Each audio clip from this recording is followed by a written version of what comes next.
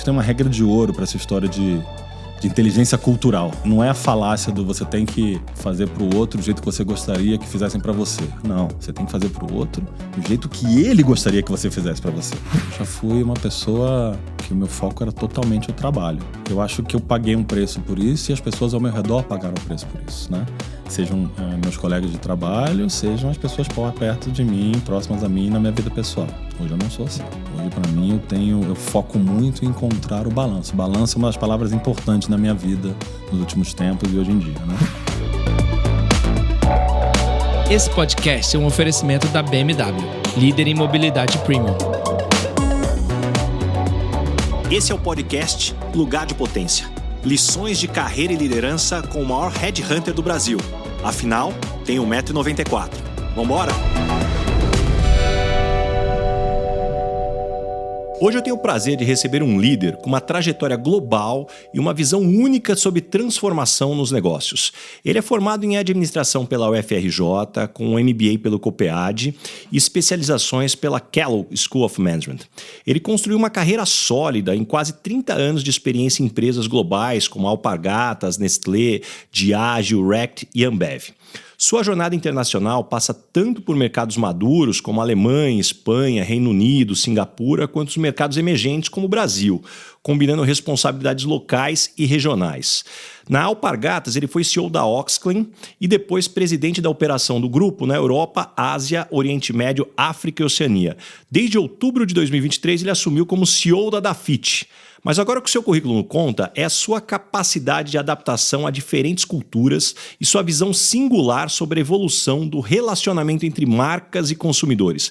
Leandro Medeiros, é uma honra ter você aqui no Lugar de Potência. Obrigado, Baza. Honra estar aqui com você. Ótimo. Obrigado pelo convite. E, Leandro, como eu sempre gosto de começar, aonde a cegonha te entregou? Você vem de uma família de executivos, me conta um pouco mais das suas origens. Bom, Baza, meu pai foi um executivo da área de varejo. É engraçado como o mundo dá volta, né? Hoje eu sou um executivo da área de varejo, né? Meu pai participou de uma época da expansão do varejo no Brasil, das grandes hipermercados, né? Foi diretor de loja, quando um diretor de uma loja de hipermercado era um grande diretor de uma empresa, né? No Carrefour, no Grupo Pão de Açúcar, no Walmart. E a gente acabou vivendo pelo Brasil por isso, né? Então, moramos em vários lugares do Brasil e eu tive muito próximo dessa história de mundo executivo, do varejo, de um dia a dia duro de trabalho no varejo, né? Então, acho que essa foi uma das coisas que, para mim, começou um pouco onde eu fui entregue. Minha mãe foi professora, minha mãe esteve sempre muito próxima da gente em casa, sempre deu aula nas escolas que a gente estudava, a gente aproveitava e ganhava uma bolsa com essa oportunidade. Então, isso é mais ou menos de onde eu vim. Eu tenho uma história que eu sou um carioca nascido em São Paulo. Meus pais moravam no Rio quando eu nasci, mas minha avó era paulista e morava em São Paulo. Minha mãe veio visitar minha avó já quase para ter filho, mentiu no aeroporto dizendo que tinha 6 meses de gravidez, tinha 8, passou mal no avião. A gente direto da pista do avião, fomos para a maternidade de São Paulo, eu nasci e voltei para o Rio. Olha só que... Mas, como diz minha avó, que nasceu numa fazenda, né? Rato nasce no forno, mas não é biscoito, né? Então não adianta falar que eu sou paulista. Por isso que eu sou um carioca que nasceu em São Paulo e sou corintiano. Adorei. Rato nasce no forno, mas não é biscoito. Essa eu não conhecia aí, cara. Além de ser corintiano, que obviamente já começamos bem aqui essa conversa. E me conta mais, quais eram tuas primeiras ambições, sonhos de carreira? O que você queria ser quando você era menor? Olha, eu acho que quando eu era muito pequeno, eu sempre gostei muito de animais, né? Então eu tinha um sonho de ser veterinário até o momento que eu descobri o que era ser um veterinário, né? Achei que era só ficar perto dos animais. Então sempre tive muito carinho por animais e tal. Então passei por uma época por isso. E depois eu sempre acabei me decantando um pouco para essa história do meu pai, né? Sempre ia lá visitar ele nas lojas de supermercado. Às vezes ele me levava para o escritório dele, aquela mesa grande, sabe? Algumas vezes eu, quando eu estava na faculdade, ele me levou para participar de algumas reuniões. Então essa ambição de executivo sempre veio por essa história com meu pai. E um outro lado meu também, eu sempre fui uma pessoa que gostei muito do lado criativo, de cinema, de livros. E tinha um lado meu um pouco mais focado para a parte que depois eu descobri que me ajudou para entrar nesse mundo executivo pelo lado de marketing, ou chegar no mundo executivo no marketing depois da minha entrada na área comercial. E aí, Leandro, tem uma parte que eu acho muito interessante da tua carreira, que, puxa, você vai fazer administração E aí depois você vai passar os primeiros anos da sua carreira na área de vendas. O que você acredita que esses anos iniciais na área de vendas eventualmente te ajudaram aí, que pode se tornar talvez até um diferencial no marketing que você está há tanto tempo? Eu não queria trabalhar na área de vendas, tá? Eu queria trabalhar em marketing. Só que não era muito fácil entrar nessa área de marketing, né? Nos lugares que eu queria entrar. Então, as minhas primeiras oportunidades sempre foram pela área comercial. Talvez fosse pelo meu perfil, para como me comportava nas entrevistas. Acho que as pessoas me alocavam mais ali do que na área de marketing. E vou ser sincero, minha ambição na área de vendas era sempre fazer um bom trabalho para um dia chegar na área de marketing, né? Só que eu acabei me apaixonando muito pela área comercial. Passei vários momentos da minha carreira, área comercial, marketing, voltando para a área comercial, combinação dos dois. E uma coisa interessante na história do marketing, eu vou ser sincero, eu como marqueteiro, meus pares como marqueteiro sempre foram melhores marqueteiros em vários temas diferentes, né? Sempre foram melhores produzindo uma campanha, sempre foram melhores desenvolvendo um produto, porque no fim, com essa história toda, acabei chegando na área de marketing quase com 30 anos. Então eu aprendi a escrever um briefing para uma campanha com 29, 30 anos, sendo que meus pares eram pessoas que estavam fazendo estágio na área de marketing desde 21 anos, né? Então meu diferencial nunca ia ser um cara que ia fazer uma campanha na parte técnica com o meu input, né, técnico melhor que o meu par. Então eu comecei a trazer esse lado mais da área comercial. Eu comecei a trazer para o marketing como diferencial como eu entendia melhor o que ativava a demanda dos produtos no ponto de venda. O que fazia que uma área comercial alavancar mais um determinado produto no lançamento ou ao longo do ciclo de vida dele, diferente do que um marqueteiro que talvez tenha focado muito mais a carreira nas práticas normais da área de marketing entenderia ou se focaria. Então eu acabei sendo mais um marqueteiro mais focado no negócio como um todo. E depois eu comecei a também me interessar pela área financeira, né? Eu passei por empresas muito financeiras, né? A Ambev, a Rect. Então eu acabei me interessar também muito pela área financeira, por gestão de P&L, como marqueteiro. Então, acho que essas visões das outras áreas me diferenciaram como marqueteiro. Talvez eu não tivesse a profundidade que alguns colegas marqueteiros tinham, mas eu tinha mais uma abrangência de negócio do que eles. E aí, à medida que você vai aí compondo a evolução da tua carreira, uma coisa que eu vejo também, Leandro, você acaba assumindo posições de liderança muito jovem. Quais foram os principais fichas aí que te caíram? Aliás, quem é novo, talvez ficha que caiu não vai saber nem da expressão, mas os pontos a gente sabe, né? Quais os pontos aí que foram chave na tua cabeça à medida que você chega à liderança, sobre se conhecer, aonde você precisava melhorar? Engraçado, mas você me fala isso, eu fico até um pouco arrepiado, sabe? Você me falou uma coisa que eu lembrei de uma passagem que tem uma coisa que é o impacto social. O impacto nas pessoas que você tem como liderança, que eu tive muita sorte de aprender muito jovem. Eu, quando tinha uns, 24 anos, a Ambev tem aquela história de te jogar para ser gerente de vendas, né, no centro de distribuição. Você, 24 anos, eu tinha 60 pessoas no meu time, todos mais velhos do que eu, e eu não tinha a menor ideia como fazer aquele trabalho, né? Então, dava o meu melhor e ali me esforçava. E tem dois exemplos importantes que me fez entender melhor essa parte do impacto. O primeiro exemplo foi um dia, no final de uma reunião de vendas que a gente fazia às 7 da manhã, os vendedores iam depois visitar os nossos clientes. Um vendedor, um senhor, que devia ter uns 50 anos, um senhor naquela época, estava me esperando no final, falou, Leandro, você tem 5 minutinhos para conversar comigo? Tem um assunto que eu queria falar com você. Eu falei, claro, vamos ali fora, tá, a gente conversa. E quando eu saí, ele estava com um menino, né? Na época era um pouco mais jovem do que eu, já tem uns 17, 18 anos. E ele me apresentou e disse que era o filho dele. E ele ali de bate-ponto falou, Leandro, você pode conversar com meu filho e dizer para ele por que para você foi importante fazer faculdade? E na hora, eu fui lá, conversei, fiz o meu melhor ali, conversei, né? Chamei eles para tomar um café na padaria ali em frente, tomamos um café. Depois eu fui entender, né, o impacto que eu tinha como exemplo que ele via pro filho dele. E eu era exemplo para nada, né? O que eu, com 24 anos, eu era o não exemplo para a maioria das coisas, né?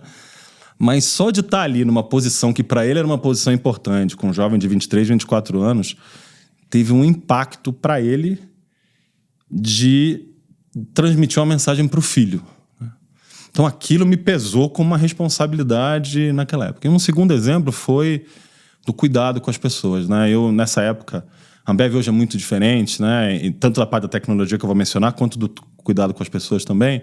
Mas na época a gente tinha muito focado, como é até hoje, bater muita meta. A gente tinha que bater a meta do dia, tinha que visitar todos os pontos de venda do dia e tinha que chegar até 4 horas da tarde para descarregar um palme com os pedidos, né? Descarregar fisicamente até 4 horas para você poder fazer a entrega no dia seguinte. E eu botava muita pressão em bater a meta, muita pressão para visitar todos os pontos de venda para bater essa meta e botava pressão para a galera chegar até as 4 horas. Né? Até que, e eram vendedores, era no Rio de Janeiro isso, né? Na fábrica de Campo Grande, no Rio de Janeiro, né?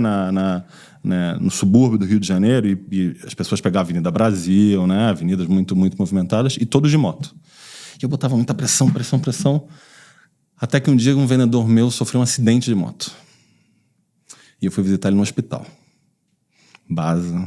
Depois daquele dia, cara, eu nunca mais fui o mesmo nessa história, sabe? De entender o impacto, aí nesse caso negativo, né, diferente do outro exemplo, que eu tinha colocando aquele nível de pressão nas pessoas e meio que deixar a pessoa sem escape, né? Você tem que visitar todos os pontos de venda, você tem que bater a meta, tem que chegar na hora, né? E aí eu comecei a fazer uma coisa que era o tipo, olha gente, vocês têm que fazer tudo isso, mas tem uma coisa que vem antes, a segurança de vocês. Se por qualquer motivo, colocar em risco a segurança de vocês, não faça nenhuma das outras 3 coisas que eu estou pedindo. Então, isso me fez entender melhor esses 2 exemplos do impacto social desde muito cedo, né? O impacto nas pessoas, né? Que uma liderança jovem tem desde o início. E nessa dinâmica que a gente está falando de desenvolvimento, ampliar o olhar, puxa, você trabalhou em muitos países diferentes ao longo da tua carreira. Como é que foi esse processo de adaptação a diferentes culturas e talvez quais aprendizados dessa experiência multicultural aí hoje fazem você ser quem você é hoje? Não foi fácil, viu, Baza? Minha primeira experiência internacional, eu saí do Brasil e fui morar na Alemanha. Eu acho que não tem nada mais diferente culturalmente. Tinha quantos anos? Eu tinha, foi em 2007, mais ou menos, eu tinha 33 anos. Isso aí, 33 anos. E eu fui morar na Alemanha, eu acho que não tem nada mais diferente para um brasileiro carioca, estilo de trabalho brasileiro carioca, do que morar e trabalhar na Alemanha de bate-pronto, né? Foi muito difícil, né? A parte de disciplina, horário não só para começar a reunião, mas para terminar a reunião, disciplina no geral. E foi difícil, inclusive, liderar pessoas, porque eu já cheguei numa posição de liderança lá. A maneira com que eu liderava pessoas no Brasil era completamente diferente do jeito que as pessoas eram lideradas lá. Com muito mais formalidade, muito mais distante, muito mais direto, né? Os brasileiros, nós damos muito mais volta para as coisas, eles estavam acostumados a receberem informações mais diretas e darem informações mais diretas. Mas aí uma coisa que eu aprendi depois, não só nesse exemplo da Alemanha, em todos os outros, eu aprendi eu acho que tem uma regra de ouro para essa história de inteligência cultural, né? Eu acho, não é a falácia do você tem que fazer para o outro o jeito que você gostaria que fizessem para você. Não, você tem que fazer para o outro o jeito que ele gostaria que você fizesse para você, né? Então, eu comecei a tentar entender muito esse outro, como ele gostaria que eu fizesse as coisas para ele. E é muito diferente, né? Tem um livro que fala dessa história de inteligência cultural, eu vou depois lembrar o nome, você pode colocar nos comentários. O Keith Shake, esse livro ou é outro livro? Chama Cultural Intelligence, e fala um pouco dessas histórias. E eles falam que o mundo separa entre os povos que são coco e os povos que são pêssego. Que são os povos que são duro por fora e mole por dentro, como um coco, e o povo pêssego, que é um mole por fora e duro por dentro, né? Então, por exemplo, eu morei na Alemanha, como eu comentei, os amigos que eu fiz na Alemanha, os poucos que eu fiz alemães, depois que você quebra uma barreira e está próximo deles, são amigos igual meus amigos cariocas da praia. Muita proximidade, mais do que eu imaginava que seria. Mas são duros por fora, né? Chineses também são assim.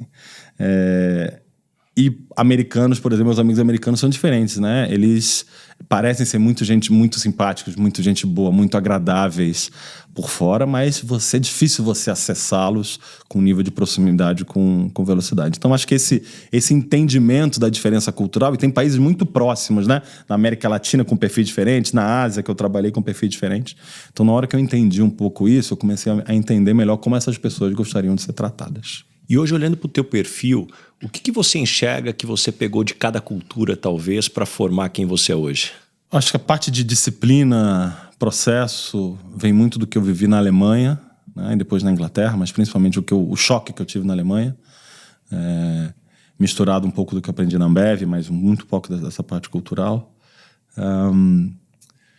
Tem uma parte de ser muito direto, né, que tem um lado bom e um lado mal, mas de ser muito direto, que um pouco esse lado meu de morar na Europa, e principalmente o tempo que eu passei na Espanha, me ensinou muito.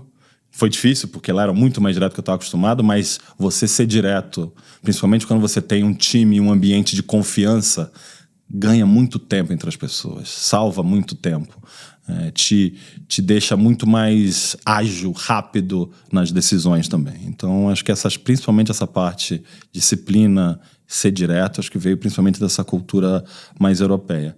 E eu acho que o que eu aprendi na Ásia foi controlar mais minha ansiedade, ser mais paciente, entender mais os momentos que a gente tem que não agir, né? Tem um tema do confucionismo que eu gosto, que eu aprendi lá, chamado Wu Wei, que é a não ação.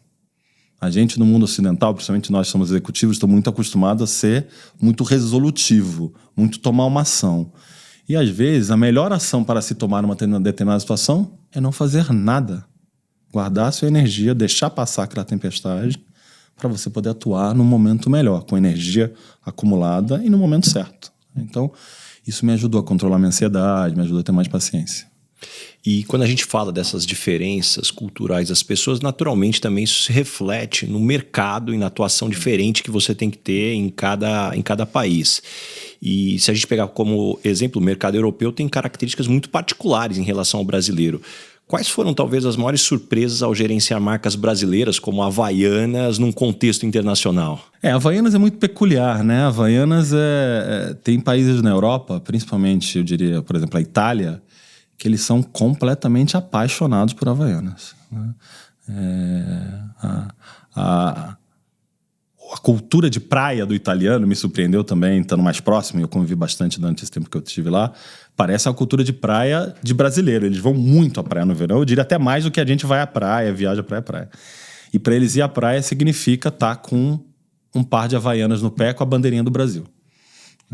Então tem uma proximidade, começou muito na época da Copa da França de 98, tem uma paixão, e na Itália misturou com a paixão que eles têm com jogadores de futebol italianos da década de 80, no começo dos anos 90, com a paixão que eles têm e conexão muito com o Brasil, de família, gente que mora aqui, mora lá.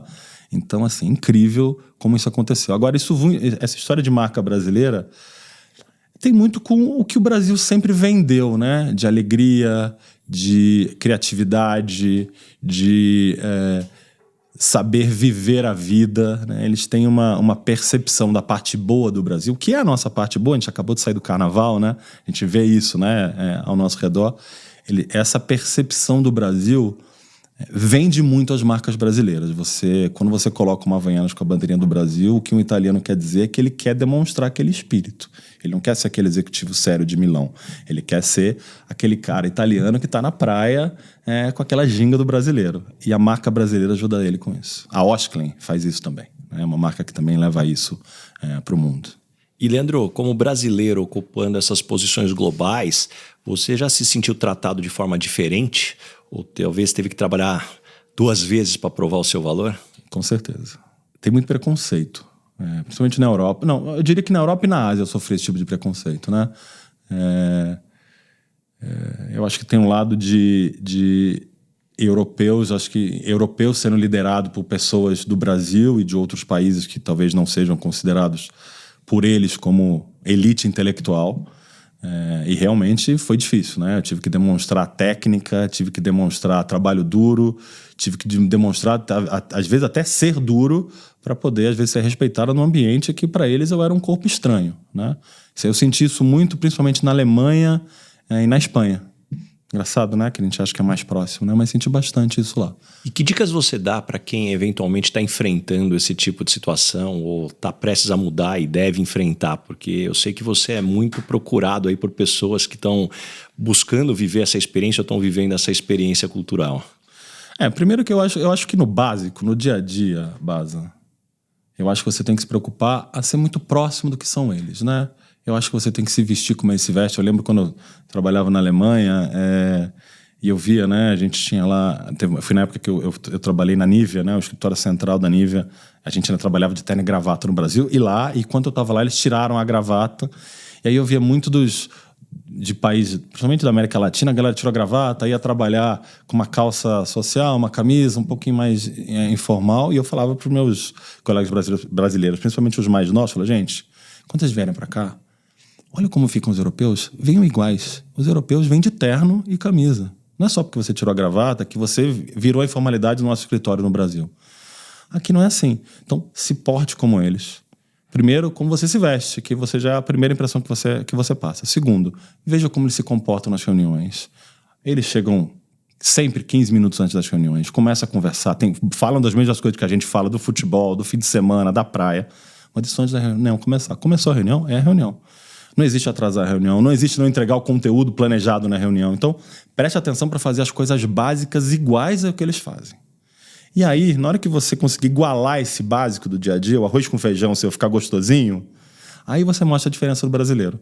Que você mostra a criatividade do brasileiro, a visão que a gente tem de ser mais flexível diante de mudanças de cenário que a gente tem. Diversas coisas que brasileiros e outros países fora do mundo desenvolvido têm.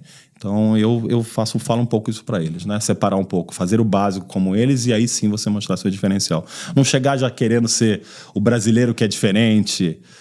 É legal, é importante, por isso que eles te levaram. Mas, no fundo, para você ser aceito, você precisa equalizar o básico e aí você mostra o seu diferencial. E falando em tantas adaptações, puxa, ao longo da tua carreira, Leandro, você transitou entre diversos setores, né? De bebida alcoólica, cosmético, de alimentos, a moda, lifestyle. O que você considera serem os elementos fundamentais para ser bem-sucedido em qualquer indústria? Eu acho que quando você está envolvido na ponta do negócio, né? Área comercial, vendas, marketing, você tem que ter um interesse genuíno pelos seus consumidores e pelos seus clientes. Você tem que entender essa dinâmica de como o seu produto é consumido, como ele é usado, como o seu produto é comprado, como seus clientes compram os seus produtos de você e dos seus concorrentes. Isso, Baza, independe da categoria que você está trabalhando. Se você tem um interesse genuíno nisso, você rapidamente vai se adaptar a qualquer segmento que você for trabalhar. Principalmente nessas áreas, né? Porque eu acho que as áreas mais de back-office, finanças, recursos humanos, tecnologia, elas tendem a ser mais parecidas, independente da indústria, até mesmo se é B2C, B2B, varejo, indústria.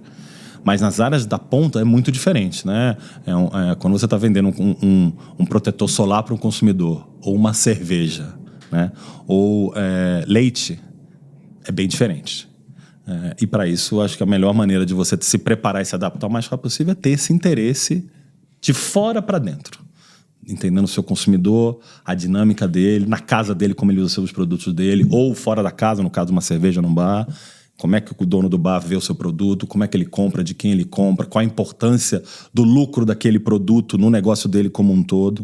Então, acho que para mim isso que ajuda a gente a se preparar para qualquer negócio, qualquer categoria, qualquer segmento. Você se envolve com as histórias, experiências e aprendizados que eu compartilho aqui em cada episódio?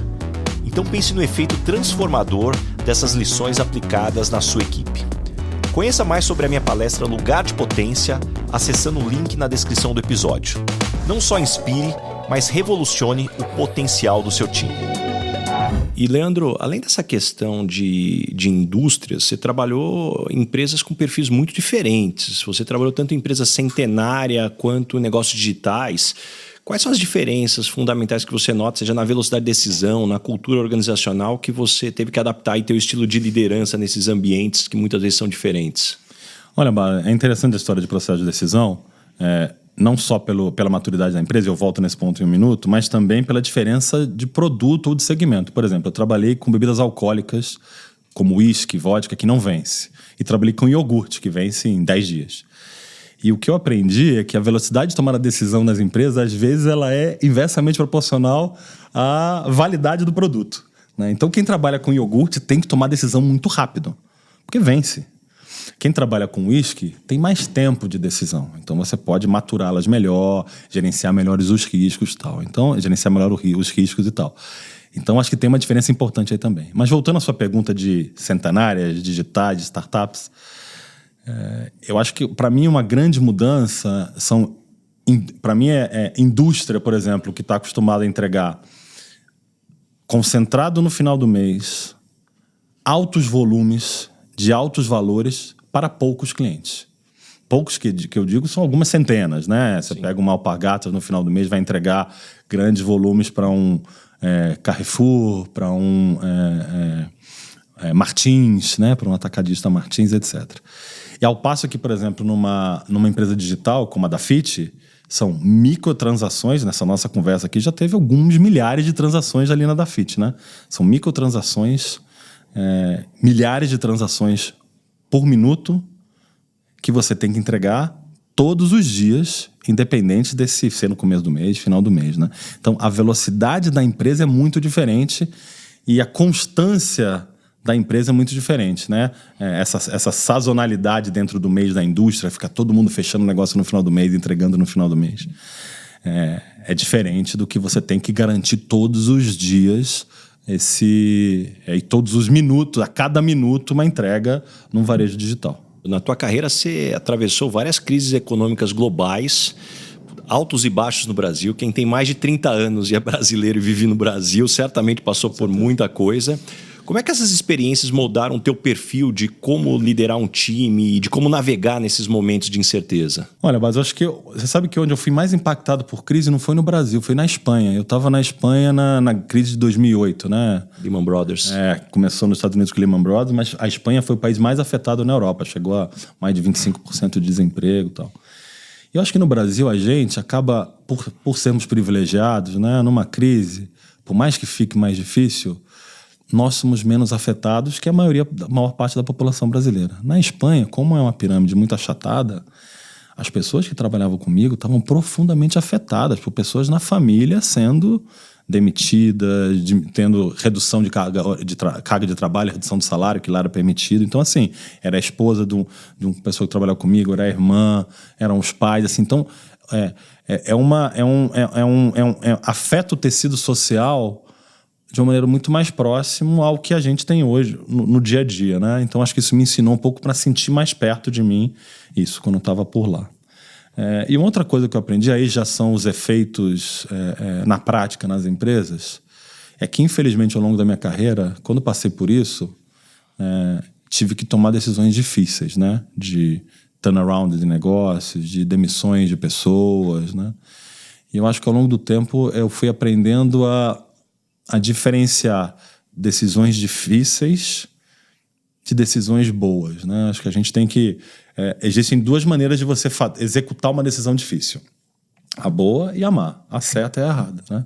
Então, mesmo quando você tem que fazer uma decisão difícil de uma demissão de algumas pessoas ou de muitas pessoas, o cuidado que você pode ter com elas, o processo que você pode conduzir desse jeito, como você pode deixar claro para aquelas pessoas que você, mesmo numa situação como ela, está fazendo o seu melhor, faz muita diferença. Muita diferença, né? E eu tive que fazer isso muitas vezes na minha carreira. Agora a da Fit passa por um momento de turnaround, né? E acho que a gente está aí numa reta final já de um turnaround. Já a empresa voltou a crescer no ano passado, depois de 3, 4 anos de queda. Mas passamos por isso recentemente, né? Um mês atrás nós fechamos a nossa operação do Chile. Tivemos que ir lá e reduzir a operação. Então, como fazer isso de uma maneira com muito cuidado com as pessoas, do jeito certo, para mim é fundamental quando você passa por essas crises. E aproveitando da tua experiência em marketing, Leandro, de quando você começou a tua carreira até os dias de hoje, Quais as principais transformações e evoluções na relação com o consumidor que você acompanhou, que você enxerga que nos fizeram chegar até aqui? Tem um lado, Baza, que eu acho que não muda. Eu acho que a importância de construir uma relação de lealdade, conexão entre marca e consumidor não muda. Eu acho que você, para poder extrair valor da sua marca através, né, desse consumo, a única maneira que eu conheço de longo prazo é construir essa conexão com o consumidor. Isso para mim não mudou. O que mudou drasticamente é como se faz isso hoje em dia. Então, eu sou de uma época de marqueteiro que a gente apresentava um plano de mídia numa folha com xizinhos, né? Falava até que era mapa de X, né? Que você falava os canais da Globo que você... os canais de televisão que você ia colocar sua propaganda, na Globo principalmente. Os programas da Globo. Os programas da Globo, no rádio, as revistas, jornais, outdoor, etc. E cabia numa página um pouquinho aquilo, né? Hoje isso acabou, né? Hoje, e aí, por exemplo, agora eu estou no varejo, eu não aprovo plano de mídia. Eu invisto muito em mídia. Acho que é a empresa que proporcionalmente ao negócio que eu tenho, eu invisto mais em mídia. E é uma mídia que ela muda a cada segundo o que está sendo feito, né? Com base em algoritmos dos veículos que a gente usa hoje, que aliás são completamente diferentes dos veículos que a gente usava naquela época, né? E muito mais personalizado para esses clientes. Então, a maneira com que você chega nessa parte de mídia ao consumidor mudou completamente. Mas ainda é em busca dessa conexão. E o outro lado também que mudou muito é toda essa história de você gerenciar sua base de clientes. Porque hoje você tem muito mais dados para fazer isso. Você entende muito mais sobre o seu cliente. Você consegue entender melhor o que ele quer consumir no futuro, como é que você pode sugerir vendas acessórias para ele de outros produtos que você vende. Então, essa gestão e como ativar ele, né, antes, em determinados momentos, numa Black Friday, como é que eu começo a ativar ele 30 dias antes, por e-mail, por notificação no celular, na época da Black Friday, depois da Black Friday. Então, essa gestão da base de clientes mudou muito pela quantidade de dados que a gente tem e como a gente consegue executar com eles. Mas a importância da conexão íntima da marca com o consumidor dela, para mim, não mudou nada. E falando também sobre o que não muda versus o que evolui, o que você acredita que as pessoas realmente buscam quando elas consomem, né? Não apenas produto, mas experiência, marca, símbolo, como é que você enxerga? As pessoas, elas consomem muito... Depende do produto, né? Eu acho que tem um tema interessante de produtos que você consome fora de casa, que é um pouco... Elas servem como um crachá para dizer quem você é. Então, por exemplo, você está numa balada, a cerveja que você pede e que está segurando na sua mão, ela fala alguma coisa sobre você. Quando você está em algum ambiente, numa praia, e puxa um protetor solar para você usar, aquela marca de protetor solar fala alguma coisa sobre você. Seja porque você quer falar de status, que é uma marca importada que você comprou, seja porque é uma marca que é mais... preocupada no cuidado da pele, que demonstra que você tem uma preocupação maior com isso. Não importa, mas tem uma história de o que as marcas que você expõe, não só de roupa, né? Hoje em dia eu estou muito envolvido com o mundo da moda, mas não só da roupa que você veste, mas das marcas que você demonstra para o mundo que está usando, elas contam algo sobre você, intencionalmente ou não. Isso não tem a ver com gente que gosta de usar grandes marcas, são coisas básicas que você usa, consome, que falam sobre você. Então, acho que essa história de como a marca conta ou as marcas contam histórias sobre você, para mim também é algo sempre foi muito interessante para mim no mundo do marketing. E como é que você enxerga o futuro do e-commerce de moda na América Latina? Quais oportunidades e desafios que a gente tem por aqui? Não é fácil, tá, Bassa? Tem muito assédio do que a gente chama dos players cross-border, né? Os players que vêm da China. A gente tem uma briga importante no Brasil sobre impostos com relação a isso, para que os atores brasileiros do varejo e da indústria estejam em igualdade de condição com esses atores internacionais. Mas tem algumas coisas muito diferentes que a gente ainda tem muito a oferecer versus ou é esse fenômeno que atrapalha e é bastante impactante, ou outro também dos grandes generalistas, né? Uma Amazon, o Mercado Livre, que são empresas muito, muito grandes, com histórias fantásticas de sucesso, mas que são generalistas, né? Acho que uma empresa especificamente de moda como a da Fit, o que ela tem para te oferecer ou para oferecer para o consumidor, é exatamente essa história do lifestyle. É a curadoria. É você entrar lá e você ver, ao invés de você só ver o tênis que você quer comprar amarelo, você vê aquele tênis amarelo demonstrado naquela da Fit, por exemplo, como é que você usa ele. Como hoje eu estou com um tênis amarelo. Eu estou com uma calça de alfaiataria cinza e com uma camiseta preta. Então você vê lá o como usar aquilo, né? O estilo que aquilo funcionaria para você. E isso funciona tanto para o consumidor quanto para as marcas. Porque eu estou com um tênis amarelo da Adidas, por exemplo, né? A Adidas, quando faz isso no site dela, ela mostra a pessoa inteira vestida de Adidas, né? Que para ele é interessante, mas no fim do dia as pessoas não usam muito assim, né? Então, para a própria Adidas é interessante ela estar na da Fit, porque na da Fit ela vai estar com uma calça, eu estou com uma calça da Reserva, estou com um tênis da Adidas e estou com uma camiseta da Hering. Que é assim que as pessoas andam, né?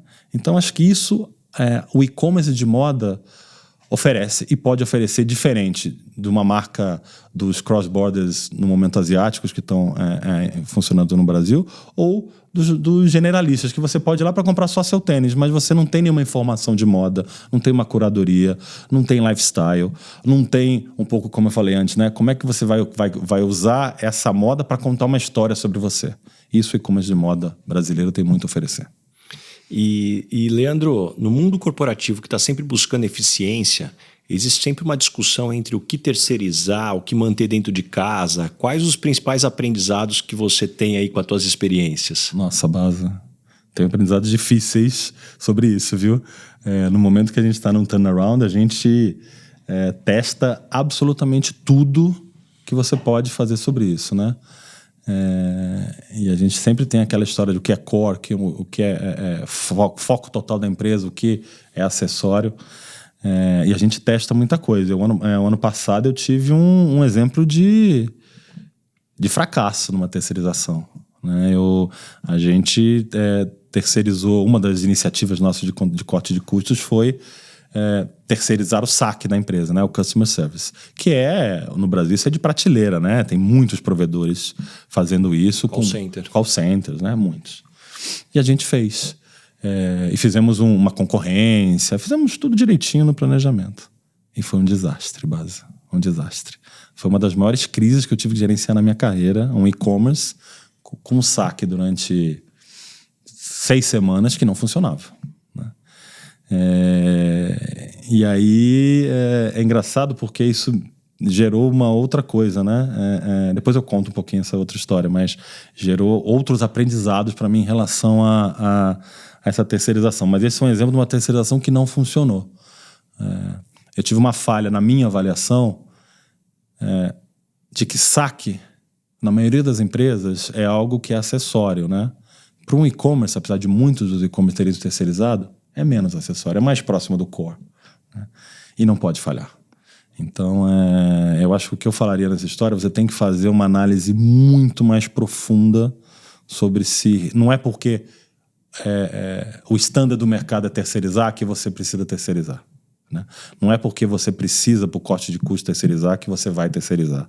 Tem que ter um entendimento profundo dos riscos, do quanto isso pode impactar o seu negócio principal ou não. Esse é um exemplo que eu acho que eu não fiz a melhor avaliação. Consegui voltar atrás, resolver, mas foi difícil. E como é que você desenvolveu a tua intuição de negócios ao longo do tempo? Bas, acho que intuição é menos alguma coisa mais mística, não sei dizer assim. Eu acho que intuição para mim é muito mais um coletivo de experiências que você teve ao longo da sua vida, que de um jeito ou de outro aparecem como alguma coisa no seu ombro dizendo, olha, acho que não vai dar certo o que você vai fazer, né? Ou aquele seu friozinho na barriga, né? Eu tenho isso, né? Uma coisa que você faz muito, tem muito mais experiência do que eu, entrevistar, contratar. Eu sempre falo, olha, eu quando faço isso da melhor maneira que eu consigo, faço o meu melhor, tenho certeza que vai dar certo 50% das vezes, né? Então, assim, se eu tenho um friozinho na barriga, qualquer coisa ali que eu acho que não vai funcionar, eu prefiro não seguir, porque já é um negócio de tão alto risco, mesmo quando você faz bem feito. Então, acho que eu sigo um pouco isso. Mas, ao mesmo tempo, eu gosto muito das análises técnicas, né? De profundidade analítica. Eu acho que a intuição, ela entra como mais um elemento, né?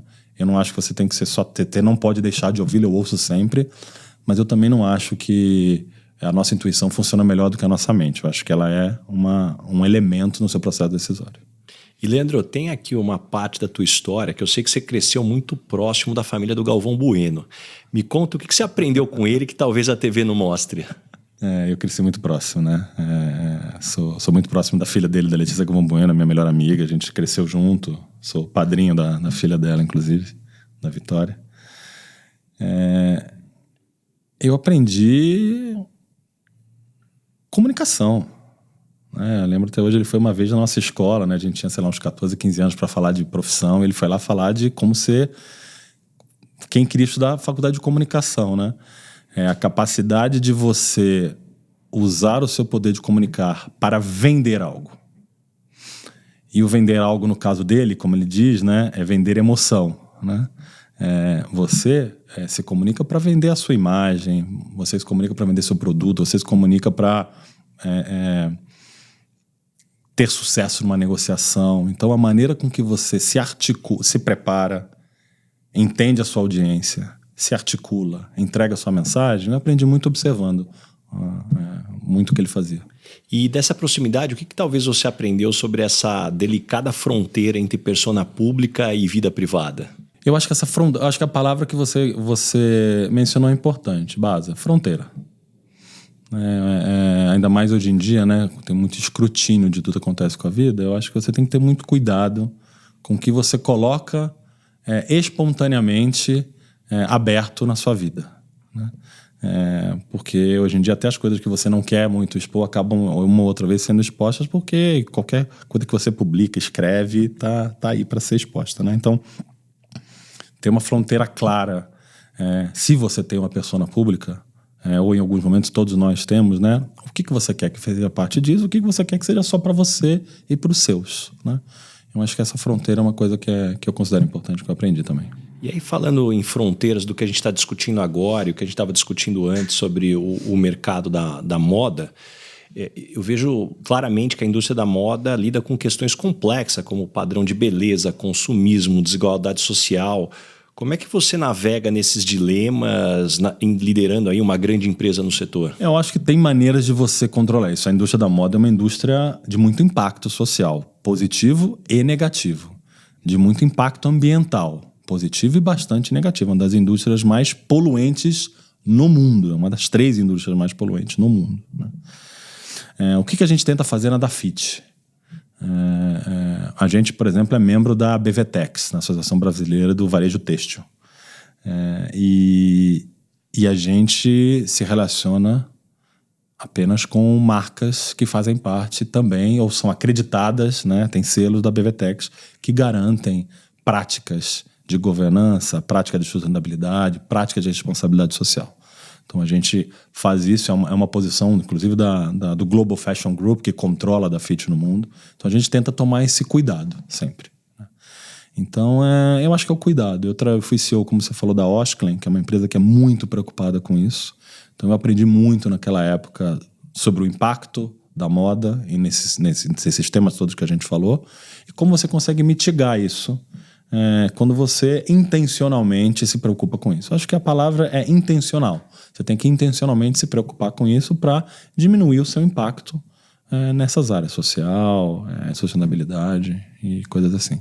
E olhando para a tua história, Leandro, você já sentiu que o sucesso profissional talvez estava cobrando um preço muito alto em outras dimensões da vida? Como é que você aprendeu a navegar aí sobre esses desafios? Eu já fui workaholic, né? Eu já fui uma pessoa que o meu foco era totalmente o trabalho. Eu acho que eu paguei um preço por isso e as pessoas ao meu redor pagaram um preço por isso, né? Sejam meus colegas de trabalho, sejam as pessoas perto de mim, próximas a mim na minha vida pessoal. Hoje eu não sou assim. Hoje, para mim, eu foco muito em encontrar o balanço. Balanço é uma das palavras importantes na minha vida nos últimos tempos e hoje em dia, né? Encontrar o balanço entre o tempo que eu passo dedicado ao trabalho, independente de ser no escritório ou fora do escritório, o tempo que eu passo para mim, o tempo que eu passo focado nas pessoas que são queridas para mim. Então, eu não tinha esse balanço. Passei muitos anos da minha vida não tendo esse balanço. Hoje eu tenho. Hoje eu tenho e me esforço para que as pessoas ao meu redor tenham esse balanço também. Eu faço o contrário do que eu fazia no passado, né? Eu acho que no passado eu era um vetor negativo disso, né? Desse balanço. Eu, por fazer isso, eu ainda cobrava que as pessoas ao meu redor faziam isso, então era um círculo vicioso ao meu redor, né? Hoje é o contrário. Hoje eu sou uma pessoa que faço para mim e deixo claro para as pessoas que isso é importante para mim e pergunto para elas o que é importante no balanço delas. Então, se você conversar com pessoas que trabalham comigo, algumas delas vão falar: o Leandro é o CEO da empresa, mas ele se preocupa com o meu balanço de vida pessoal e profissional. Eu faço isso. Fiquei feliz, aliás. Eu me esforço muito por isso, né? Eu intencionalmente faço isso. Porque eu sei que a minha natureza do passado não era assim. Até pelas empresas que eu passei, como eu me formei como executivo. Eu fiquei muito orgulhoso esse ano que eu recebi aquelas avaliações 360 que você recebe, né? Que sempre você fica meio assim, vou começar a ler aquilo, dá um friozinho na barriga, né? E pela primeira vez apareceu que o Leandro se preocupa, um comentário, o Leandro se preocupa com o meu bem-estar e o balanço que eu tenho da minha vida pessoal e profissional. Anos de esforço. E hoje fiquei muito feliz de ver uma frase num relatório sobre isso, né? Então hoje é uma coisa que eu mudei bastante. Esse podcast tem um oferecimento de Michael Page, líder em recrutamento e seleção de executivos no Brasil e América Latina. Chegamos agora no momento Headhunter. Qual que é a pergunta que você sempre faz nas entrevistas para contratar alguém para o seu time? Eu não sei se eu tenho uma pergunta específica que eu faço, mas eu me preocupo sempre em ter certeza que a pessoa tem curiosidade intelectual, né? Então, assim, que às vezes eu vou direto... Vou dar um exemplo, uma pergunta que se eu, ao longo da conversa, não chego lá, eu faço uma pergunta direta que é: como você se preparou para essa entrevista? Eu quero entender o modelo mental que a pessoa teve para poder estar naquele momento comigo, né? Porque aquele momento para a pessoa, e para mim, é um momento importante, né? Como vários momentos importantes acontecerão se essa relação de trabalho acontecer entre nós. E eu tenho um nível de expectativa em relação a esse tipo de preparo que é alto. Então, eu quero desde já começar a entender isso. Algumas pessoas ao longo da entrevista me respondem isso. Se elas não respondem, eu faço essa pergunta direta. Me conta, como você se preparou para essa entrevista? Então, me ajuda um pouco a entender tanto a curiosidade intelectual, quanto o preparo, quanto um pouco de modelo mental das pessoas. E que tipo de pessoa não dá certo trabalhando com você? Quem que não dá certo trabalhando comigo, Baza? Pessoas que concordam sempre comigo. E eu demorei para entender isso, né? Porque eu falei para você a história da comunicação, né? Eu sempre me preocupei de defender as minhas ideias com muita paixão, tento ser o mais articulado possível, tento ser muito assertivo. E às vezes, Baza, eu nem tô tão certo assim do que eu tô dizendo, tá? Às vezes uma primeira ideia que tá saindo da minha cabeça, só que a minha entrega muito é uma bem entrega articulada. Não sei se é bem articulada, mas ela eu tento que ela seja articulada, eu tento que ela seja com paixão, e eu tento que, às vezes, sou assertivo. E as pessoas, às vezes, elas aceitam aquilo como verdade por isso. E isso foi piorando comigo quando eu comecei a subir na hierarquia, por razões óbvias, né? Então, eu preciso de pessoas ao meu redor que cortem isso tudo, assim, passem direto disso tudo que eu tô falando e chegam pra mim e falam assim: Leandro, você tá viajando, cara. Entendeu? E às vezes eu consigo isso, eu tenho sorte do meu time da Dafit, faz muito isso, né? Me apertam, né? Me desafiam muito. Mas às vezes demora, quando demora a funcionar, eu às vezes aproveito uma oportunidade que eu tenho de trazer uma pessoa que já trabalhou comigo no passado, boto a pessoa na sala e começa. Eu falo alguma coisa, a pessoa, não, ok, tá certo. A pessoa que trabalhou comigo olha e fala: Leandro, você tava viajando, né? Aí eu olho pra pessoa e falo: você acha? Acho que eu tava viajando mesmo. Então, assim, eu me tá tudo desconstruo. bem. Não, e eu me desconstruo, porque é o jeito que eu tô vendendo a ideia. A pessoa fala, eu olho e falo, cara, é verdade, acho que não tem nada a ver. Vamos pro... E as pessoas veem aquilo e começam a ver que é muito fácil, né? Então, trabalhar com pessoas que não... Pessoas que concordam demais, de bate-pronto comigo, não funcionam. Quando as pessoas não gostam de você, normalmente qual é o motivo? As pessoas que não gostam de trabalhar comigo, acho que um dos motivos é a minha intensidade. Mas é uma coisa que eu também tenho tentado trabalhar, sabe, Baza? Porque, como várias das nossas qualidades, elas têm, né, tem a sombra dela, né? E o que eu falei do workaholic se conecta muito com isso, né? Eu já fui uma pessoa intensa durante 100% do tempo. Né? E é muito difícil de conviver com uma pessoa intensa 100% do tempo. Do lado profissional e do lado pessoal. Né? E eu aprendi isso convivendo... Eu aprendi isso vendo os problemas que as pessoas sofriam convivendo comigo, mas mais ainda, que às vezes você não percebe, né? Quando eu convivendo com essas pessoas na vida profissional e pessoal, eu olhava e falava assim, cara, é assim que eu me... Se é assim que as pessoas se sentem quando eu faço isso, quando eu sou desse jeito, as pessoas se sentem como eu estou me sentindo agora. Então isso também foi um jeito que eu mencionei na história de hoje em dia ser menos workaholic, tem a ver, eu posso trocar a palavra workaholic por intensidade demais, né? Então hoje, o que eu tento fazer? Eu continuo sendo muito intenso, continuo tendo uma barra alta, continuo tendo uma alta cobrança por resultado, mas eu coloco isso em determinados momentos muito claros, né? Então, por exemplo, eu saio para almoçar, eu não falo de trabalho para almoçando, eu falo dos perrengues da vida, né? Eu saio do escritório mais cedo do que eu saía antes.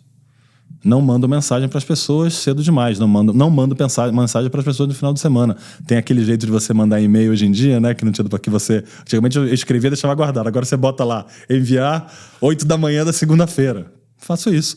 Porque o jeito que eu gerencio meu tempo não é o jeito que a pessoa gerencia o tempo dela, né? Então, mas não é fácil. Acho que algumas pessoas, mesmo hoje em dia, elas não querem trabalhar com esse tipo de intensidade. E ok. O que eu posso fazer para melhorar isso é esse balanço, né? Ter um balanço dos momentos certos de usar isso, ter um balanço entre o momento de usar isso do lado profissional e ter o balanço do lado pessoal meu e das pessoas e demonstrar isso. É como eu consigo gerenciar essa parte. E o que você gostaria de perguntar para o Baza, Headhunter? Baza, eu acho que você tem... Acho não, né? Certeza você tem milhares de horas aí de entrevistas, né? Mas o que eu queria... É uma coisa até... Não tem muito a ver talvez com contratar alguém, mas tem a ver com o lado humano das pessoas, né? Eu gosto muito de entender essas histórias por trás. Conta uma história aí de uma entrevista que você fez, que você ficou tão impactado, tão interessado sobre o lado humano daquela conversa, que você até esqueceu que estava entrevistando a pessoa para uma posição. Puxa, tem muitas histórias, acho que essa beleza. Eu estimo ter falado aí com um pouco mais de 10 mil pessoas entre cafés, entrevistas, reuniões aí ao longo de quase 20 anos na minha carreira como Headhunter. Mas algo que vem antes ainda de ser Headhunter, eu sempre fui um cara que boa parte dos livros que eu li eram de biografias. Então eu sempre me interessei pela história das pessoas. E algo que para mim sempre me marca dessas conversas é quando a pessoa abre a caixa preta. Como você está fazendo aqui nessa conversa? Falando, olha, o que deu certo, o que não deu, como eu penso. Eu acho que hoje a maior parte das entrevistas são muito quadradinhas. É claro que muitas vezes tem uma preocupação, eu preciso ser aprovado, eu quero muito aquele emprego, só que não é a melhor forma de fazer com que dê certo. Então eu me lembro sim de uma história de uma pessoa me contando de lidar com... Ele era um diretor financeiro, e ele trabalhava diretamente com um CEO que era da família, e ele pegou esse CEO roubando da família. Da família. E ele ali naquela situação do conselho, não vou entrar em muitos detalhes aqui, senão as pessoas podem chegar aqui no que eu vou colocar, mas eu me lembro daquela pessoa num dilema ético de falar, puxa, isso está acontecendo comigo, como que eu vou lidar com essa situação, para quem eu vou reportar, como é que essas pessoas vão entender, eu vou subir para o conselho, mas e se mais alguém do conselho ali está envolvido? E no final ele acabou encontrando uma solução. até você lidar com muitos casos que envolvem expatriação ou mudança e a pessoa não ter feito uma boa lição de casa com a família, e isso definitivamente é um impacto muito grande. Até situações engraçadas também que a gente acaba passando ali muitas vezes, né? Falando em situações engraçadas, eu me lembro de uma situação, eu entrevistando um candidato, perguntei se ele falava inglês e aí ele respondeu que sim. Eu falei, então eu vou transferir para o inglês. E aí eu comecei a perguntar para ele em inglês e toda vez que ele ia me responder, ele adotou a seguinte técnica comigo. Toda vez que ele ia responder, ele bebia água. Ele falava... E nas primeiras vezes eu fiquei olhando e falei assim... Peraí, né? O que tá acontecendo? E depois eu falei, cara, esse cara tá me enganando aqui, ele tá me enganando na dinâmica. Eu falei, cara, vamos lá, tá adultos aqui, todo mundo com uma certa experiência aqui dentro dessa dinâmica aqui. Mas de inglês tem várias histórias, tem uma outra também, que eu entrevistando, a mesma dinâmica, podemos falar inglês? Podemos, começo a fazer uma pergunta. E o cara começa a falar, responder com uma convicção, só que num idioma que eu não conseguia entender. Ele soltava meia dúzia de palavras em português em cada uma das dinâmicas. E na hora eu falei assim, da onde que é? Algum sotaque? Eu falei, não, esse cara tá tentando me enrolar. Então, com convicção. Com convicção, exatamente. Mas isso são histórias engraçadas. É claro que a maior parte dos candidatos não é isso, mas eu ainda vou escrever um livro sobre histórias engraçadas em processos seletivos aí dentro dessa dinâmica. Vou estar no lançamento desse livro com certeza. E falando em coisas engraçadas, chegamos agora no momento, dona Ângela, Leandro. Complete a frase. Eu sou esquisito por quê? Putz, eu sou esquisito por várias coisas. Eu sou esquisito, eu trabalho no mundo da moda, mas você não precisa contar pra eles. Mas eu sou um super nerd, cara. Super nerd. Né? Então, às vezes eu tenho que botar, porque eu tô vestido, como eu falei, né? Tal, né? De um jeitinho mais cool. Eu sou um super nerd. Não é que eu sou um nerd que eu gosto de livro, série de TV, cinema, gosto de tudo isso muito. Eu jogo role-playing game. Durante a pandemia, eu jogo RPG, assim, pra quem não conhece, Dungeons and Dragons. Durante a pandemia, uma das coisas que salvou minha sanidade da pandemia, eu juntei mais 4 amigos da época de adolescência. A gente aproveitou uma plataforma que lançaram e a gente começou a jogar durante a pandemia Dungeons and Dragons, que pra quem não conhece, é um jogo parecido com aquele desenho animado Caverna e Dragão, que é basicamente guerreiros, magos, salvando princesas de dragões, né? Então, assim, é esse tipo de nerd que eu sou, mas eu não conto pra muita gente. Com certeza eu não conto na balada isso, entendeu? Cara, você falando, eu joguei muito RPG, faz tempo que eu não jogo, cara. E eu participava de um grupo de RPG para ver o auge do quão nerd eu era naquela época. Eles tinham ali, durante um certo momento do jogo, que era o Ritual TC. O que era o Ritual TC? Tá todo mundo com sede, o Ritual TC. Aí chegava alguém com uma Coca-Cola gelada, todo mundo parava, abria, o barulho fazia um barulho TC. É o barulho de abrir a tampinha da garrafa. E o pessoal, deusa Tici, deusa Tici. Então você sabe muito bem o que eu quero dizer com o Super Nerd, você sabe muito bem o que não contar numa balada. É isso, né? Tem uma outra coisa esquisita que também não tem muito a ver com o mundo corporativo. Eu fui um jogador praticamente profissional de pôquer durante muitos anos da minha vida, né? Então é uma coisa que... Obviamente as pessoas hoje entendem muito mais que o poker não é um jogo de azar, é um jogo de habilidade, né? É um esporte, tem campeonato mundial, etc. Mas na época era diferente, né? A persona do executivo com a persona que fazia isso. E eu, no fundo, aprendi muito com poker, né? E a correlação entre poker e negócios. Mas era um pouco esquisito na época. Essa eu não vou deixar escapar. Me conta um pouco mais aí. Onde você se vê, hora ou outra, usando esses aprendizados do poker aí no teu dia a dia corporativo? Nossa, base, aí sou eu que um dia tenho que escrever um livro sobre isso. Tem muita coisa, né? Desde processo decisório a relações interpessoais, a aprender com os erros, a controle emocional. Por exemplo, processo decisório é uma coisa que eu gosto muito, né? O poker, assim como o mundo dos negócios e a vida, é um jogo de habilidade e de sorte, onde no longo prazo a habilidade faz muito mais diferença que a sorte. E a habilidade, nesse caso, para mim, é basicamente a sua capacidade de tomar boas decisões e empilhá-las no longo prazo, né? Consistentemente tomando boas decisões. E você também entender, e no poker tem muito isso, você entender a diferença entre uma boa decisão e um bom resultado. Eu cansei de tomar boas decisões na vida e não dar certo. E mais ainda, cansei de tomar decisões péssimas e ter sorte e dar resultado. Você aprender a separar o resultado e voltar na decisão que você tomou, e, por exemplo, deu certo o resultado que eu gostaria, deixa eu voltar, mas foi a decisão certa? Foi, então ótimo. Então preciso repetir aquilo várias vezes para tentar ter aquele sucesso de novo. Deu certo, deixa eu voltar. Tomei a decisão certa? Cara, não tinha nada a ver o negócio, cometi um erro na minha análise, tomei a decisão completamente equivocada, por alguma razão deu certo. Não posso repetir isso, mesmo que tenha dado certo. Então isso eu aprendi muito na mesa de pôquer e uso muito no mundo dos negócios. E dentro dessa dinâmica que a gente está falando de muitas decisões, tem uma frase que me marcou, que é atribuída a Napoleão Bonaparte, que ele dizia que um bom general é aquele que é capaz de tomar decisões medianas na hora que está todo mundo enlouquecendo. Ótimo. Ótimo. Você sabe que isso é um outro tema do poker que me ensinou muito, né? Eu contei a história de morar na Ásia, mas antes mesmo de morar na Ásia, você ter a capacidade de controlar suas emoções em ambientes e momentos de alta pressão é fundamental no poker e no mundo dos negócios. Hoje eu sou uma pessoa emocional, né? Passional, família italiana, sabe? Muito, muito assim. Mas hoje eu sou o tipo de pessoa que eu desenvolvi isso no poker, mas numa mesa de negócio, as pessoas já vêm, trabalham comigo, vão ver isso, estão acostumadas com isso.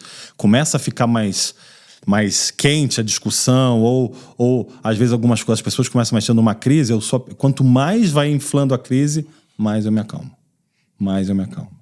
Porque no poker, você quando consegue manter o seu domínio das suas emoções é quando você explora os adversários numa mesa de poker.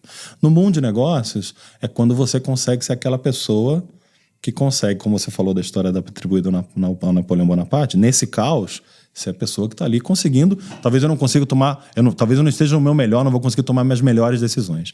Mas nesse exemplo, como você falou do Napoleão, se eu tomar decisões medianas, eu estou muito acima da média. Eu estou ajudando muito aquele ambiente caótico. Então acho que esse é um bom exemplo também que o poker me ajudou. Muito bom. E Leandro, caminhando agora para o final, o nome desse podcast é Lugar de Potência. Qual que é o teu lugar de potência? Que tipo de situação e ambiente pode jogar que você brilha? Resolver problema, Baza. Baza, eu vou te falar uma coisa. Eu às vezes fico pensando, cara, podia um dia me contratar para ser CEO de uma empresa que está tudo funcionando, que eu vou chegar lá, só tenho que pilotar a velocidade de cruzeiro. Nunca me convidaram, eu acho que não vão me convidar. As pessoas que me conhecem sabem, assim, eu funciono bem num ambiente que eu preciso ajudar a resolver problemas, né? Então, numa reestruturação ou num desafio de crescimento, alguma coisa que eu preciso destravar, eu preciso encontrar, ou criar, ou estar em um problema para resolver, ou quando não estou, abrir lacunas, né? Como diz o mestre Falcone, né? Encontrar, buscar e abrir lacunas para você poder crescer o negócio. Então, eu me sinto bem nesse ambiente, né? Citei agora no momento mais de crise ou mesmo de resolução de problema, eu gosto. Mas também, às vezes, eu exagero nisso, né? Eu tive que aprender também, estou aprendendo, é uma das coisas que eu tento melhorar todos os dias, que às vezes as pessoas vêm para você com um problema e elas não querem que você traga uma solução. Elas só querem ser ouvidas. Elas só querem ser acolhidas. Às vezes elas só querem um abraço. E a minha tendência sempre era, não, peraí, não é o abraço. O que você precisa? Deixa eu te ajudar a resolver.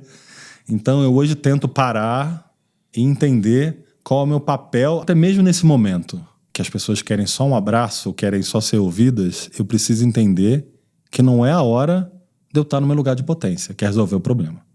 Então esse é um desenvolvimento que eu tenho todos os dias, eu tento melhorar isso todos os dias hoje em dia. E Leandro, me conta uma verdade que as pessoas não costumam dizer e, na sua opinião, é fundamental para se ter sucesso. A gente tem que aprender a gostar da parte chata. Mas é fácil gostar das partes legais, né? Você entra numa determinada profissão porque você se encanta por algumas coisas, né? Você vai trabalhar na financeira que você gosta dos números, você vai trabalhar em recursos humanos que você gosta do cuidado com as pessoas, você vai... Você entra pela parte que você tem uma paixão, né? E eu acho que o que para mim foi fundamental na minha carreira, eu falo para as pessoas, você tem que se apaixonar também pela parte chata. Eu tive que aprender, e trabalhar na Ambev me ajudou muito, a aprender a me apaixonar por processos. Entender que se eu garantir que os processos básicos estão bem feitos na minha empresa, eu tenho espaço para fazer as coisas que eu tenho mais paixão. Se eu não garantir que essa infraestrutura básica, esse arroz com feijão, como eu falei antes, não está bem feito, bem gostoso, e focar onde eu gosto mais, vai cair alguma coisa do caminhão. Então, gostar da parte chata, processos bem estabelecidos, entender para um marqueteiro, por exemplo, gostar do P&L, entender a parte financeira do marketing. Cada uma dessas diferentes áreas da empresa tem a parte que você se apaixonou e tem a parte chata. Foca na parte chata. Garante que a parte chata funciona dia sim, dia não, com consistência. Aí o que você entrou e foi apaixonado vai te fazer brilhar. O que você aprendeu nos últimos 12 meses, seja em conhecimentos ou habilidades? Aprendi muito, viu, Base? Eu tô na Dafit há 15 meses, envolvido com a empresa aí há quase 2 anos, de algum jeito ou de outro. Acho que foram os últimos 2 anos que eu talvez tenha aprendido mais nos últimos 10. Muito sobre tecnologia, muito sobre moda, muito sobre varejo. E acho que tem um tema importante que eu aprendi. Eu aprendi uma coisa chamada rollback, que é um termo que a gente usa muito, né, numa empresa de tecnologia, que é você quando implementa um sistema ou faz um upgrade de um sistema e ele não funciona, você tem um backup e você faz um rollback. Você volta atrás, né? É o famoso undo, né? Ctrl-Z. Ctrl-Z. Isso é muito do jargão de uma empresa de tecnologia. Isso é dia a dia. Você faz teste AB, vai por isso, vamos para esse caminho. Testamos. É mesmo testado. Funcionou, não funcionou, volta. E aí eu aprendi não só isso, né? E como a empresa funciona nisso, mas eu aprendi a usar isso no mundo físico. Eu estava falando da história do saque. Esse é um exemplo, né? Que bom que eu tive a oportunidade de voltar nesse assunto. Acho que às vezes eu falo mais das coisas das minhas falhas que das coisas boas que eu fiz. Mas aqui foi um exemplo, né? Foi um desastre. Essa terceirização. Eu lembro que numa reunião de crise que a gente estava, né, e eu tentando manter essa calma que eu te falei, falei, gente, e se a gente fizer um rollback? Aí o povo me olhou, como assim? A gente não implementou nenhum... Não é um sistema, né? Não é um update, não. A gente tinha uma unidade de saque em Belo Horizonte, demitimos as pessoas que estavam lá. A gente fez esse processo bem feito? Fizemos do jeito que a gente fez, tudo muito justo com as pessoas, e até fizemos de uma maneira generosa, com muito cuidado com elas, estamos ajudando as pessoas na recolocação delas. Então, e se a gente contratá-las todas de volta agora, 4 semanas depois de ter demitido? Eu falei, não, mas como é que faz isso? Não, mas não pode contratar agora. Eu falei, não, então vamos fazer do jeito certo. Temos um terceiro que contrata pessoas pra gente, ele vai contratar primeiro ela, depois de um tempo a gente pode contratar de novo, mas vamos conversar com ela, ver se elas querem voltar. A gente vai remontar o nosso saque interno enquanto a gente resolve o outro, vamos tocar os 2 paralelos e depois a gente fica com ele interno. 92% das pessoas que a gente demitiu toparam voltar a trabalhar com a gente. Baita história. Então, assim, rollback. Tem certas coisas na vida, eu acho que muitas coisas na vida a gente não consegue voltar atrás, base. Mas que as coisas que a gente consegue voltar atrás, a gente não pode ter compromisso com o nosso erro. Volta. Depois você pensa como é que você vai contar essa história um dia se o Baza te chamar para o podcast dele. Depois você pensa como você conta a história, tendo ela final bonita ou não. Mas não tenha compromisso com o erro. Dá para voltar atrás? Volta, deixa o teu orgulho de lado e vamos nessa. Vamos arrumar a melhor solução para o negócio. E deixa algumas dicas de fontes de conhecimento. Como é que você se mantém informado e se desenvolve? Mas jornal sempre fez muito parte da minha vida, né? Como eu te falei, eu sou um corintiano que morou no Rio e o Globo Esporte não falava do Corinthians, né? Ele falava do Flamengo e do Vasco. E eu tinha que ficar peregrinando banca de jornais no Rio de Janeiro para achar uma Folha de São Paulo para ler sobre o Corinthians. E eu sempre tive uma relação grande com o jornal. Continuo tendo, não leio mais em papel nada, leio tudo no meu celular, mas pra você ter uma ideia, eu vou carregando as assinaturas dos lugares que eu morei. Então, eu assino o New York Times, eu assino o El País, eu leio o Guardian de Londres, eu leio o Globo. Então, assim, eu leio muitos jornais, eu leio as coisas mais importantes deles. Então, ainda pego muita informação daqui. Eu gosto muito de podcast. Então, ouço podcasts de diversos assuntos diferentes. Então, sou aquela pessoa, que as pessoas que me conhecem, que querem um podcast sobre algum determinado assunto, elas me ligam e mandam uma mensagem e falam, Leandro, me indica um podcast sobre tal coisa. Eu vou lá e indico. E a terceira fonte, que eu acho que é um pouco engraçado, que tem gente que fala pra mim, Leandro, você parece um adolescente quando você chega em casa. Porque em casa eu não ligo a TV para deixar rolando alguma coisa. Eu boto no YouTube. Meu principal uso da televisão é o YouTube. Se eu estou concentrado, quero gastar um tempo de entretenimento, eu vou ver uma série, um filme. Mas se estou de bobeira em casa, eu ligo o YouTube. Porque o YouTube, com o algoritmo dele, ele já me traz exatamente o que eu quero me informar. Eu tomo um super cuidado, o pessoal vai na minha casa, sobrinho e tal. Não entra no meu YouTube. Tá aqui um perfil de convidado. Vai me quebrar o algoritmo. Não quebra meus cookies aqui, né? Não quebra o algoritmo, né?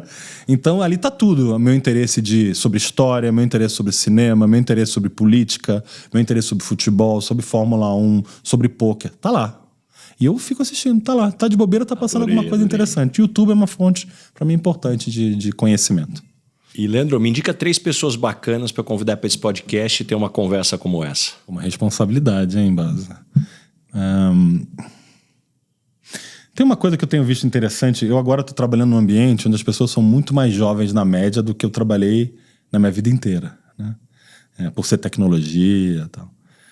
Não é uma pessoa, mas é um perfil. Eu acho que aqui, para as pessoas que veem seu podcast, trazer uma pessoa jovem e perguntar para ela como ela vê essas pessoas que você traz para ser entrevistada, né, um CEO, como é que é a interação, o que essas pessoas fazem que de verdade engaja elas? O que essas pessoas fazem que de verdade é um exemplo para elas? O que elas fazem? Que elas estão viajando, que é da época delas, que para essa pessoa não faz a menor diferença, as pessoas estão gastando, e as empresas, tempo e dinheiro fazendo coisas que não faz a menor diferença para essa galera mais jovem.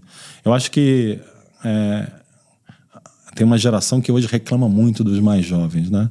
Eu acho que eu sou muito mais preocupado de aprender com eles do que ficar reclamando do comportamento deles, porque o futuro é muito mais sobre eles do que sobre a gente, né? Então acho que seria um perfil interessante. Sobrenomes, né? Eu gosto muito do Roberto Funari, ex-CEO da Alpargatas. Foi um mentor e é um mentor da minha carreira até hoje. É um amigo, é um cara que eu admiro muito pela história dele de vida, profissional, global, em marketing, como executivo de negócios. É uma pessoa que eu admiro muito pelo como ele expõe as fragilidades dele, como ele fala de saúde mental. Então, assim, para mim é um cara que eu admiro muito. Acho que seria um bom conteúdo para você e uma pessoa legal para você, se não conhece, conhecer mais de perto. E terceiro, tem uma pessoa que eu gosto muito, é uma amiga, a esposa de um dos meus melhores amigos, é a Andrea Werner.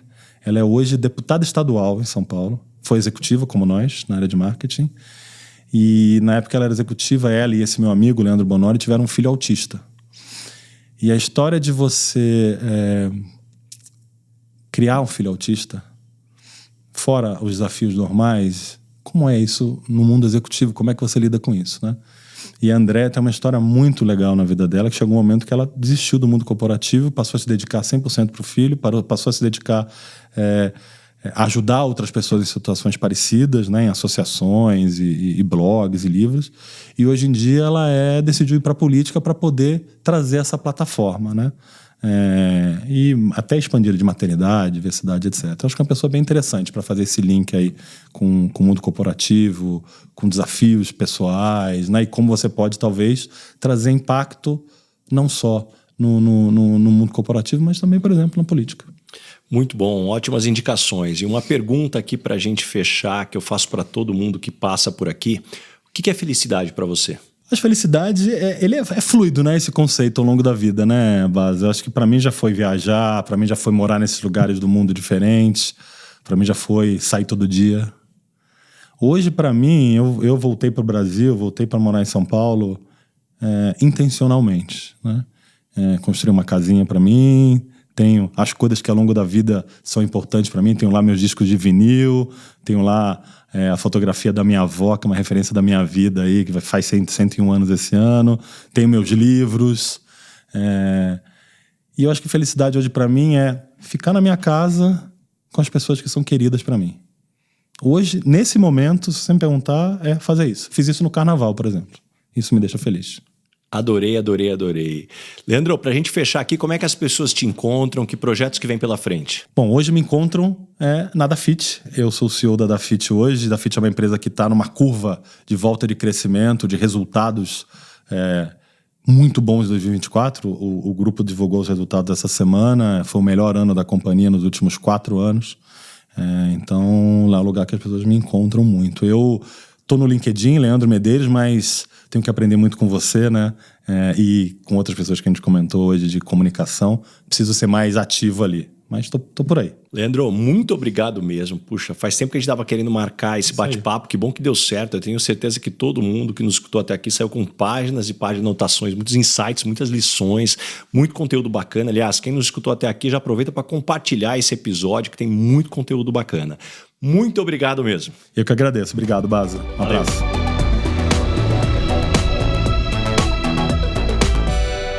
Este podcast foi editado por Felipe Mux.